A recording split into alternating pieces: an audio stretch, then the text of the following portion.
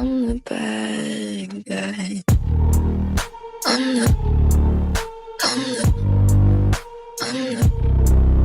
I'm Welcome back to Across the Gridiron. I am Matt, and I am once again joined by the man who once told me in private that the Rocky Steps, a cheesesteak, and an Eagles win were the holy trinity of American culture, Mr. Eddie Equo. Eddie, my friend, how are we doing this week? It's been a couple of weeks since we last spoke. It has been a couple of weeks since we last spoke, and I see you're doing two truths and a lie, right?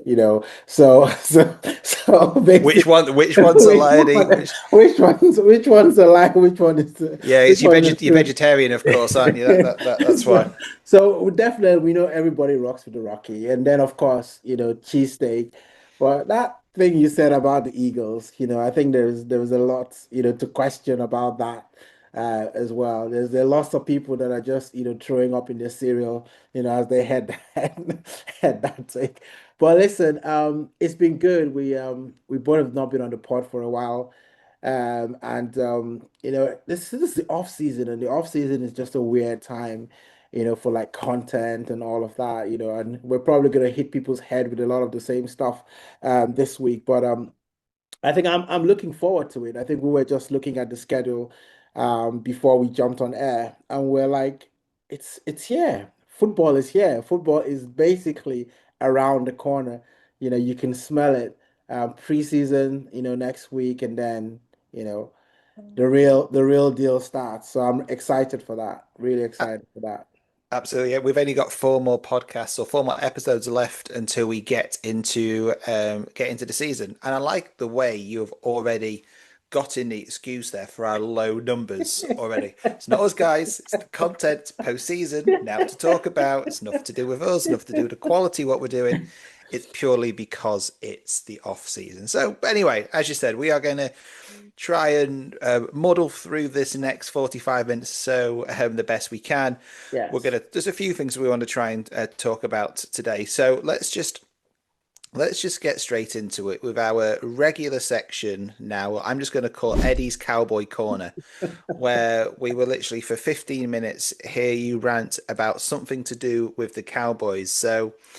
But what are we talking about this time? It's once again, it's Micah Parsons' contract. Nothing seems to be really progressing here, does it? Is Jerry Jones playing a bit of a dangerous game here, Eddie, in your opinion?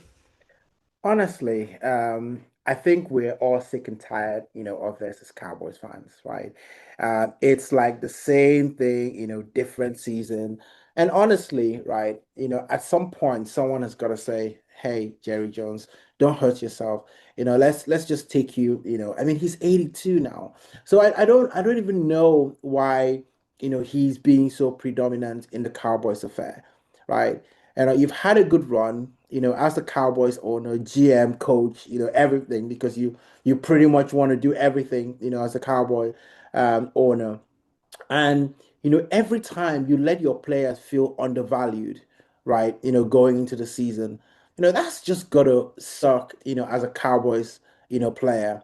Because you get drafted by the Cowboys, and with the fanfare, America's team, draft night, everyone wants to put on that Cowboys cap, because you know that you're gonna be on television, it's your dream to play in the NFL, and then you play for the Dallas Cowboys, one of the most prestigious teams, out there.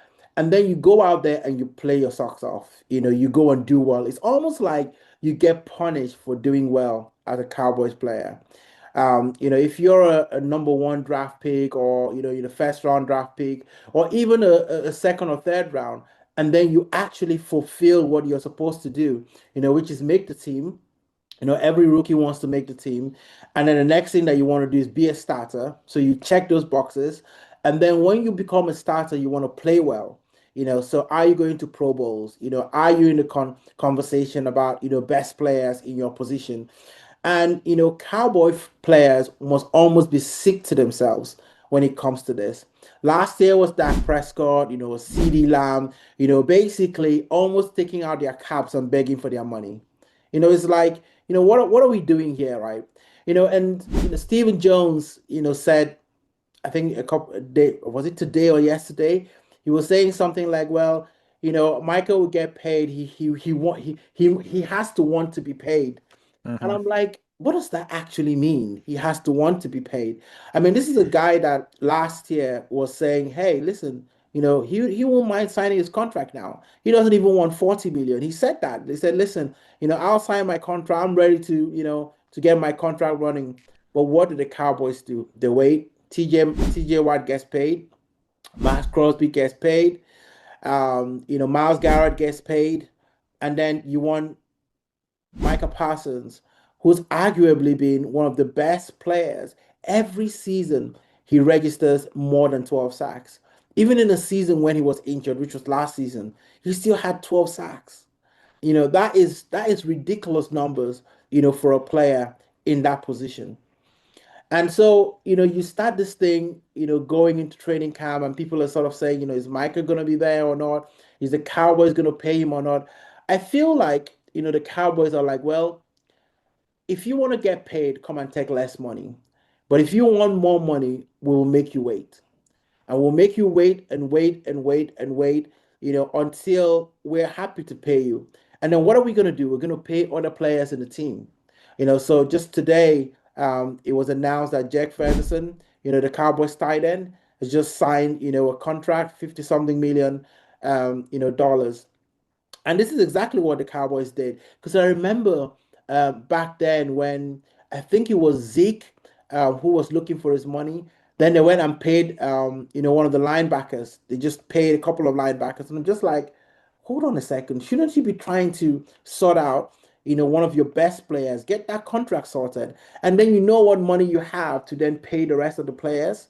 But the Cowboys are reading from a different script. It is so frustrating, honestly. Yeah, it's a weird one, and I think you mentioned the comment that Stephen Jones made. So Stephen Jones, obviously the exec VP, that we want to pay Micah, but he's got to want to be paid. I thought that's a very, very odd comment to make because by saying that, by putting that out there, you're basically saying, oh yeah, it's Micah's fault. Yeah. You're immediately pushing it back on him. I thought that was a very strange comment to do, and it's very much deflecting right what the issue is. And like, it's you know Jerry Jones stands up at preseason training, and rather than people shouting Jerry, Jerry, people are shouting sign Parsons. So they're hearing it, they know what needs to be done. And obviously, yeah, you're right with the Jake Ferguson on 4 year, $52 million extension, and there obviously are others in the hopper, aren't there? I mean, just Deron Bland, Yeah. Brendan Aubrey, Yeah. Sam Williams, Tyler Smith, they're all looking to get paid. I suppose that if I was to play devil's advocate, that you the way you just framed it is pay Parsons first, and then Yeah. you see what money you've got left. Yeah. What they're doing, and I can kind of understand this as in a way, is you get the team paid first, right? So you can let's be honest, your Fergusons, your Blands, your Audreys, your Williams, your Smiths, they're not going to be on the level of money that Parsons is going to be on. Hmm. So maybe you're best actually thinking about the team getting the foundations done first, right? And then okay, well now we've increased our salary cap by X amount of money. Now we know how much that we're going to pay Parsons. It's they're going to probably pay him. They're going to pay him more than obviously the 3 year, $123 million deal that TJ Watt signed, right? Yeah. It's going to be at that kind of level. So you kind of know what you're playing with, I guess. But I suppose it's just getting the core of the group sorted first before you get your star players down. Now, I'm not saying that's the right way of doing it, but I'm saying that's obviously the way that they're going about it. Yeah, I mean, the only thing for me is that if you really were thinking about the core of your team, right? If you had paid Micah Parsons, let's just say that at the start of the year you had gotten his deal done, you would Hmm. have saved yourself 5, 6 million, right? Hmm. Because before anyone got paid, the highest player was Nick Bosa, and he was at 34 million, a year, right? And then Max Crosby got paid. Then that pushed that a little bit.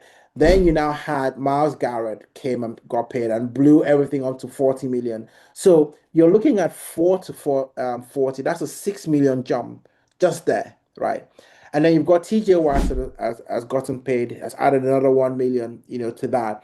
So you know that Micah Parsons is not going to take anything less than 43, 44 million, right? So you see where you started from, 34 million, that you could have got him for maybe 37 and he could have taken that deal.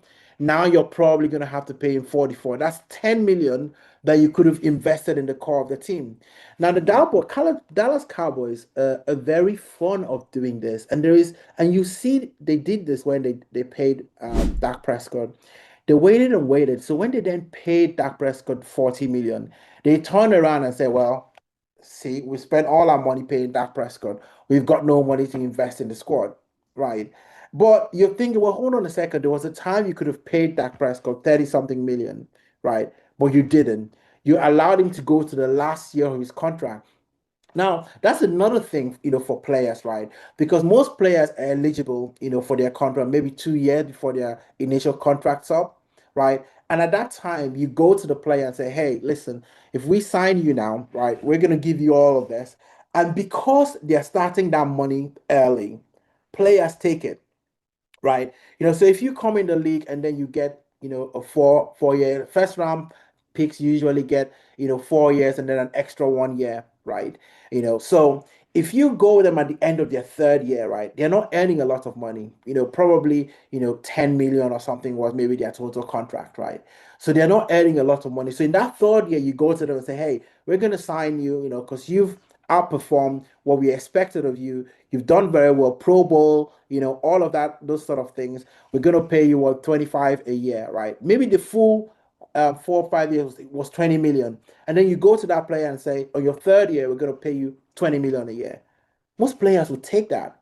But then if you allow that player when everybody within his group has gotten paid, he's had to spend another 2 years earning 2 million a year or 1 million a year. And he gets to the last year of his contract. Why would he now want to take 20 million a year? Because the player is going to think, well, I've lost 2 years that I could have been earning what my value is compared to the players in my group that came into the league. So you can't expect the players to then take a discount, at that time. And the Cowboys know this. You see the Eagles, teams that want to go out there and do something. They go to their players early. They went to AJ Brown. They went to Devonta Smith. Even Jalen Hurts, they went to him early and gave him money. Jalen Hurts got paid before Dak Prescott got paid, right? So it kind of makes you wonder, right, whether it's really about the team that they're focusing on or the people say that the Cowboys do this to be in the news, right? And the Cowboys, do this to get people talking about the Cowboys and all of that. And I don't know how to think like that. I don't know how you think about creating chaos and disruption in the team when you want to be focused on winning. Yeah, I mean, it it just doesn't make sense to me. I mean, we see it across in all sports. We see it here in our football too. Is that when you leave contract signings, certainly for your star players, right to the last minute, it has a couple of. I mean, first of all, in the short term, you have saved money, Mm, right? If you're paying someone 5 million a year and you think they're going to want 20 million a year if you pay them early, that's 15 million a year that you've lost. That you could have that 15 million could be used elsewhere to build the team, right?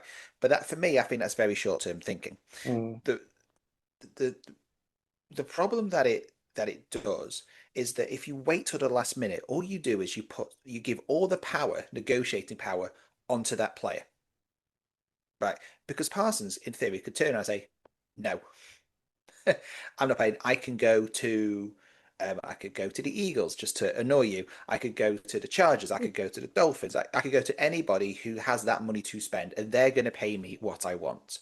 You have left this too late. So what the Cowboys don't do is paying him more. They said if they had tied this up a few years ago, they could have been 20, 25 mil, but now they're looking at 40 mil, or they're going to lose him completely. So I've always I said about the football team, the soccer team that I follow, I hate it when they just leave all the contracts at the last minute, mm, right? Because you've got no foundation, you've got no structure, and you lose all power, and you're going to end up spending more money in the end just to keep them. yeah. The second thing that I don't like about it, and you've mentioned, it's just a negative aura that fits around the franchise, right?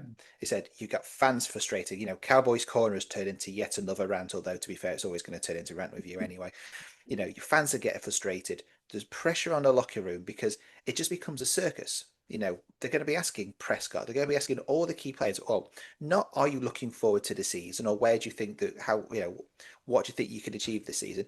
The first, second, or third question is about Micah Parsons.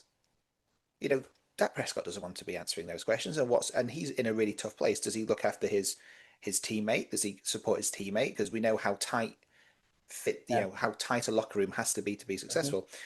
Or do you side with the person who's paying your wages and is giving you that big contract? It puts everybody from coaches to players in a really bad position, and the whole thing just becomes a circus, right? You've seen it with, again, go back to what we saw with Liverpool in the Premier League. Yeah. They've got 3-star players, all in a last contract. 2 signed, probably paid them a boatload of money, and 1 went away for free to Real Madrid. Yeah. Right. So it happens, and as I said, it wouldn't surprise me that they're doing this to be in the news, because all press is good press, if you see what I mean. There is no such thing as bad press. But these things are just so avoidable. And this is why I think you were having a bit of a moan before we jumped on the podcast, that you were watching something that listed Cowboys as the 19th best team or 19th best franchise in the NFL. And it's things like this that I think people, in your expression, will sleep on the Cowboys. Yeah. Because everything's such a mess. There seems to be no sort of joined up thinking. Now, I might be completely wrong, and in a couple of weeks, all these players are going to play, and the Cowboys are going to steamroll it to the Super Bowl and win. I mean, chances of that happening are slim. But I just think it just creates unnecessary chaos. Yeah, it does. Imagine Micah Parsons going to the Eagles, and I can see it now. Be still, my beating heart. Only just to see the look on your face, it would just be absolutely Listen, I priceless. think it would be a full-blown riot. I mean, something that people will be thinking that there's a political riot going on, right? You know, when the Cowboys fans are absolutely going to like take to the streets. The funny thing is that Micah Parsons grew up, you know, rumors suggest that he was an Eagles fan growing up, you know, as well. So that would just rock us the wrong way as Cowboys fans. And if Jerry Jones wants a mutiny in his hands in the stadium, that's exactly what he needs to do. It's it's just bad. It's just bad press. It's bad PR. You get these things tied up. You get the fans excited for the season. You get the players motivated for the season. And look, every team will have, up and down the league, will have a drama, but this one for me just seems to be avoidable. And then having Stephen Jones come out and say, "Oh, Michael needs to want to be paid as well," that's just throwing unnecessary fuel on the fire. Yeah, and he was laughing about it as well. Just Well, it was a funny joke. Okay, well, let's end Cowboy Corner for this week. We'll call it the end of part 1. We will be back in part 2, where we're going to look at some QB drama, as always, into training camp. So we'll see you in part 2. thank you for tuning to this episode of Across the Gridiron. So for more NFL related news, insights, and somewhat outlandish Cowboys opinion and rants, please leave a comment or hit like and subscribe. And don't forget to hit that notification button so you never miss a video of any of our nonsense. And we'll be back soon at Across the Gridiron. I'm the bad guy. I'm the